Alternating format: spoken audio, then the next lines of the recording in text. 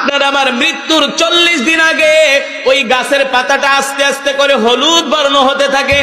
আর মালাকুল মউত আপনার কাছে আমার কাছে দৈনিক একবার আসে। কয়বার? যখন প্রথম দিন হয় একবার আসে, 40 দিনের দিনে একবার আসে, 39 দিনের দিনে একবার আসে, হাদিস শরীফে আসছে 38 দিনের দিকে একবার আসে।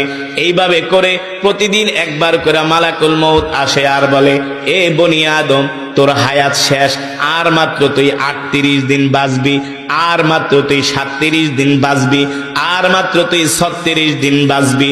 ফাফু আনহুম ওয়াস্তাগফির লাহুম ওয়াশাওয়িরহুম ফিল আমর। তুই দুনিয়াতে যত গুনাহ করেছস সব গুনার জন্য তুই আল্লাহর কাছে তওবা কর। ঠিক কিনা বলে? যখন মালাকুল মউত আইসা একজন মানুষকে বলে, তোর সময় আছে আর 35 দিন, 34 দিন, 33 দিন, 32 দিন, 31 দিন, 30 দিন, প্রতিদিন মালাকুল মউত একবার এসে এসে বলে যায়, তোর সময় কিন্তু আর বেশি দিন নাই। আল্লাহর নবী বলেন, তখন ওই মানুষটার মধ্যে একটা মৃত্যুর ভয় কাজ করে। তার খাওয়া দাওয়া বন্ধ হয়ে যায়, কম খাওয়া শুরু করে, আত্মীয় স্বজনের সাথে কথা বলে না, শুধু সম্পদের দিকে তাকায় থাকে, স্ত্রীর দিকে তাকায় থাকে, সন্তানের দিকে তাকায় থাকে, আর এমন উদ্ভট কথাবার্তা বলে যেই কথা সে কোনোদিনও বলে নাই। ঠিক কিনা বলেন? স্ত্রীকে ডাক দেয়, ডাক দিয়ে বলে, শোনো, আমার সময় মনে হয় আর বেশি দিন নাই। কথা বলে না? রাস্তা দিয়ে হেঁটে গেলে কোনো মানুষকে দেখলে ডাক দেয়, ভাই রে এদিকে আয়, আমারে ক্ষমা করে দিস, আমার সময় আর মনে হয় বেশি দিন নাই, যদি কোনো অন্যায় কইরা থাকে আমাকে ক্ষমা কইরা দিস।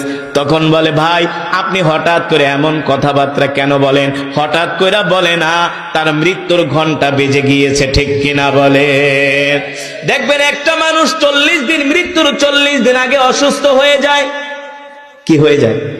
মৃত্যুর 40 দিন আগে আস্তে আস্তে করে সে অসুস্থ হতে থাকে, তার খাবার কমে যায়, তার কথাবার্তা কমে যায়।